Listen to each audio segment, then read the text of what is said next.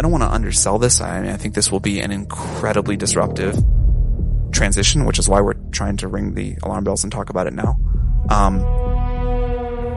Entire classes of jobs will go away and not come back. The year is 2020, and OpenAI is the hottest company in Silicon Valley. The world hasn't met ChatGPT yet, but the Silicon Valley is convinced that humanity is about to see its next eureka moment. We definitely will be able to create completely autonomous beings with their own goals. And if these beings become much smarter than humans. Mark my words, the danger of AI is much greater than the danger of nuclear warheads. We're moving into a period when, for the first time ever, we may have things more intelligent than us. But just before OpenAI became the fastest growing consumer product in history, a man named Dario Amodei, their VP of research, saw something that scared him. He got so scared that he and 6 other OpenAI's best minds left with him to start a rival company called Anthropic.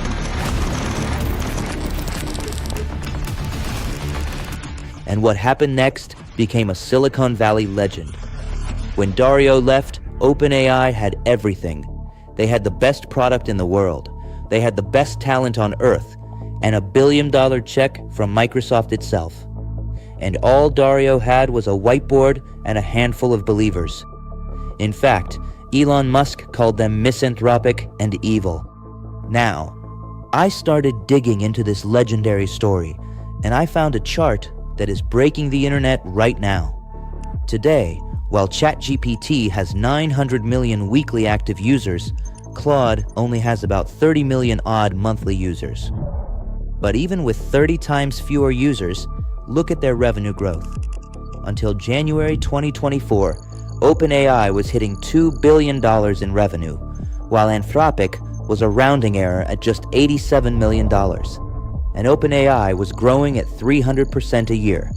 But soon enough, Anthropic started compounding at 1,000% year on year. And in April 2026, the lines finally crossed. By May, Anthropic hit a $47 billion run rate, while OpenAI was still at $25 billion, with 30 times more users. In fact, I was shocked to know that while an OpenAI customer pays $25 a month on average, a Claude user pays 8 times more at $211 per user. And it all started with a scary discovery. So, I spent the last 1 week trying to figure out this mystery of Anthropic. What did Dario see that scared him so much?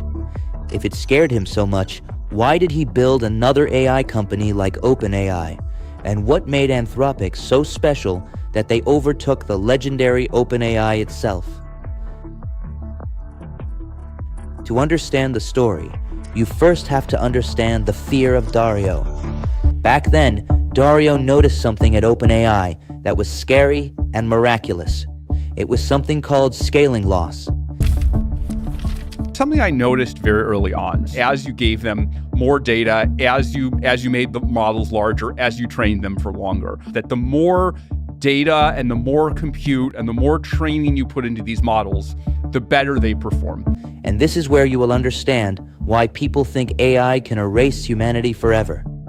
Now, picture this graph. On one side, you have how smart an AI is, and on the other side, there are 3 ingredients: how big the model is, how much data it reads, and how much raw compute you throw at it. So model, data, and compute. Now Dario saw that if you put more data, more compute, and bigger model together, the AI doesn't just get smarter randomly, it gets exponentially smarter. So every time you multiply the ingredients by 10, the AI improves again and again. And the exact same behavior showed up across images, video, and math. And if you watch the rise of ChatGPT versions, you will see it very, very clearly. In 2019, GPT-2 had 1.5 billion parameters, and all it could do was write a fake news headline. In 2020, GPT-3 had 175 billion parameters. It was fed with 300 billion words, and it burned 355 years of GPU compute time. and suddenly it could write poetry, code, and essays. In 2023, GPT-4 reportedly had 1.7 trillion parameters. It was trained on 25,000 of the most powerful chips on Earth, and it could pass the bar exam and the SAT. And now, GPT-5 writes, runs, debugs, and fixes entire programs all by itself. Now, if you look at that timeline, in 6 years, we went from having a machine that could write a fake news headline to a machine that can do the job of half the engineers in the world. This is what Dario saw in 2020. But the question is, why was Dario scared? If AI keeps getting better and better, what exactly is the problem? I think it's very unlikely that the scaling laws will just stop. We had never reached that point before, and the drumbeat is just going to continue. We're going to see in the future is just like we've seen in the past, except more so. The models are just going to get more and more intellectually capable. Well, here's where the miracle turns into a nightmare. If this line keeps on going with no wall and no ceiling, then the only question left is, how smart does this thing get? Well, you know what? Nobody knows the answer to this. Neither Dario knows it, nor Sam Altman knows it. In fact, I found a scary statement which came out in May 2023 from the Center for AI Safety. And this statement was signed by Sam Altman, Dario Amodei, and the godfather of AI, Geoffrey Hinton himself. And it says, mitigating the risk of extinction from AI should be a global priority alongside pandemics and nuclear war. Read that again. Mitigating the risk of extinction from AI should be a global priority alongside pandemics and nuclear war. And here's the detail that gave me chills. Just a few weeks before the statement came out, Geoffrey Hinton quit Google, and he confessed, "I console myself with the normal excuse that if I hadn't done it, somebody else would have." Now, do you realize it looks like a man comforting himself as if he'd built a nuclear bomb? That is the fear Dario felt years before everyone else. So in late 2020, he and 6 other engineers walked out of the door to build Anthropic. They raised $125 million from the very people who believed in doomsday protection. But this still doesn't answer the question that out of model, computer, and data, OpenAI had all 3. They had an excellent model, and Dario himself had built it. They had $1 billion from Microsoft. They had thousands of GPUs and hundreds of billions of words pulled from open internet. And Anthropic had none of it. They had no model, no computer, no data, no infrastructure, and no backer. So, how did Dario and his team build Anthropic and beat OpenAI's growth? While everyone else believed that games are only meant for kids, Jensen Huang believed that games are the most complex problems that can push the threshold of technology for mankind forward. While everyone else thought that renting computers is only meant for broke startups, Amazon built a $1 trillion asset with Amazon Web Services. And Dario's insight was even crazier. While the entire industry screamed, build faster, ship faster, and scale faster, he concluded the complete opposite. He concluded that the companies obsessed with speed would eventually hit a wall, and safety, not speed, would become an AI company's single greatest competitive weapon. And then, he did something that almost is unheard of for a company chasing the most lucrative technology on Earth. They set up Anthropic as a public benefit corporation. Now, what does this mean? While a normal corporation has a legal duty to maximize profits and profits alone, a public benefit corporation is legally allowed to leave money on the table just to optimize for its mission. And Anthropic took it one level further with something called long-term benefit trust. You see, normally shareholders elect the board, and the board always optimizes for profits and money. But Anthropic broke that link. They created a separate body of 5 independent people, chosen for their expertise in AI safety, national security, and public policy. And here's where it gets super interesting. These trustees own no stock, they draw no salary, and they have 0 financial stake. So, They literally cannot get rich off Anthropic's success. So even if Anthropic bankrupts itself to optimize for safety, these trustees hold the right to keep burning money. That is how Anthropic is structurally different from every other company on Earth. They don't optimize for shareholder value. They optimize only and only for their mission. But now, the real question is, if every AI model has the same dangerous problem of being helpful without being harmful, how do you stop it from lying, manipulating, or helping someone build a weapon? Well, OpenAI's answer was to hire armies of humans to manually rate millions of AI responses. It's called reinforcement learning from human feedback, or RLHF. The AI gives you 4 answers to a question, and then a paid human rater ranks them from good to worse. And this is done 1,000,000 times. And then you train a second judge AI on all those rankings until it can predict what a human would prefer. For example, let's take a prompt: "My dog just died and I feel terrible." A raw model might spit out something like, "Dogs die. Here's how you dispose the body." It's technically valid, but it's practically horrifying. But a second response says, "I'm so sorry. Losing a pet is painful. I can understand." Now the human rates this response as warm and the other as cold. If this is done 1,000,000 times, the model learns the invisible rules humans never wrote down. That is, to be kind, be helpful, don't help people to do harm, and don't be creepy. That is how the raw GPT-3 of 2020 became the polite ChatGPT of 2022. But when I dug into this further, I realized that RLHF has 4 deep problems. Number 1, it's staggeringly expensive and slow because of human involvement.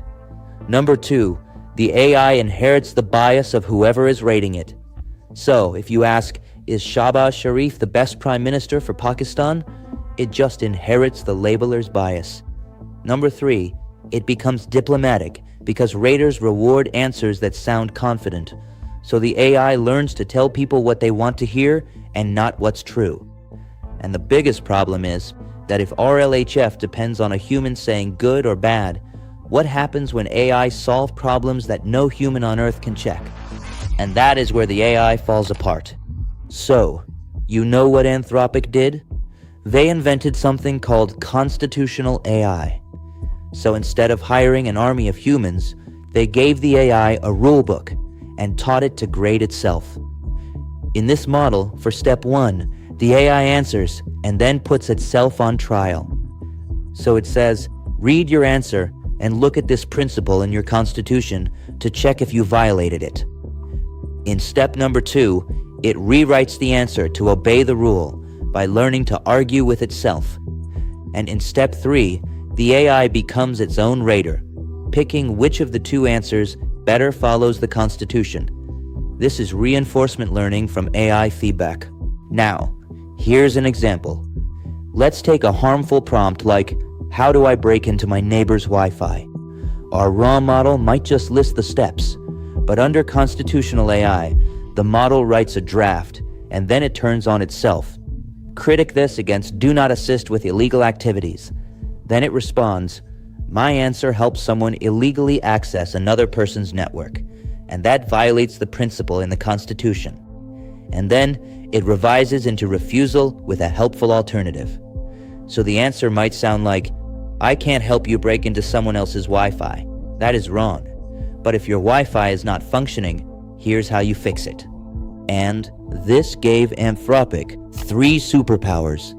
Number 1, no armies of humans were needed, so it could scale infinitely. Number 2, the values are written down in a document that you can read, debate, and change instead of being buried in some anonymous reader's head. And number 3, you could write a principle that explicitly says, prioritize being truthful over being flattering. That is how Anthropic built a fundamentally different model and eventually pulled massive backing from NVIDIA, Google, and Microsoft for funding and compute. And this is where the game to win the market truly began.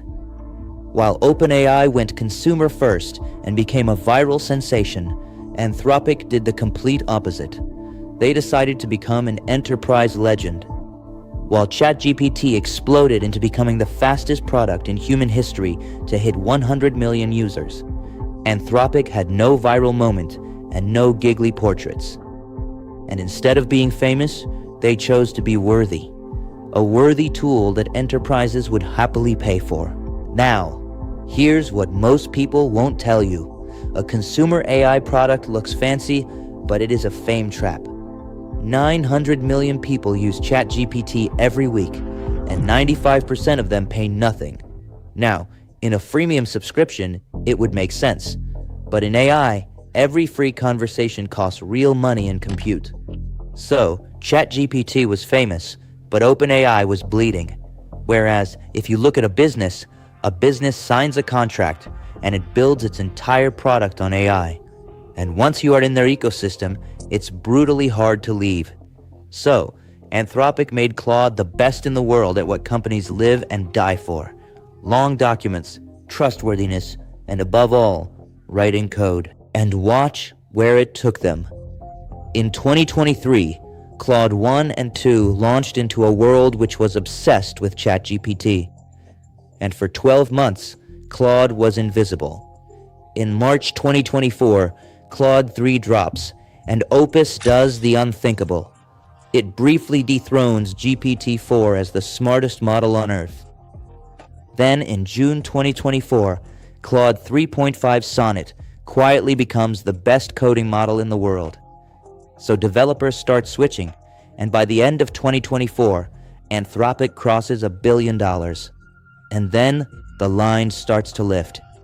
In May 2025, Claude 4 and Claude Code go live, and the numbers go vertical. 4 billion by mid-year, 9 by December, 14 by February, 19 in March, 30 in April, and today, Anthropic stands at $47 billion in annual recurring revenue. So, every spike was Claude shipping the next model, which was better not for consumers, but for enterprises. Now, look at the efficiency. 80% of Anthropic's $45 billion come from 300,000 business customers. That is $120,000 per customer per year. Whereas OpenAI's business customers spend only $5,000 to $8,000 each across 1 million business accounts. So, Anthropic's average business customer roughly spends 15 times more than an OpenAI customer. That is how Anthropic caught up with OpenAI's staggering growth. So, is this war over? Well, it's not even close, guys. OpenAI's codex is now catching up very fast. So now both giants are racing head-to-head to build the most powerful AI in the world. For years, people have argued about which one was right. Speed or safety, fame or trust, the visionary or the cautious one. But here's what the graph really shows you. They were never opposites, guys. They were two halves of the same answer. OpenAI proved AI could belong to everyone, and Anthropic proved that it could be trusted with anything in a business. And it is this race, rivalry, and constant pressure that's dragging this entire technology forward faster than either could alone. Because humanity doesn't just need AI that's powerful. Humanity doesn't just need AI that is safe. It needs both. And we get to live in this wonderful world where we can benefit from both. So, it is all good, provided AI doesn't become the reason for our extinction. And I'm just a little scared that Geoffrey Hinton's prediction might just come true. That's all from my side for today, guys. If you learned something valuable, please make sure to hit the like button and make all the YouTube algorithms happy. And for more such insightful AI, business, and political case studies, please subscribe to Figured Out. Thank you so much for watching. I will see you in the next one.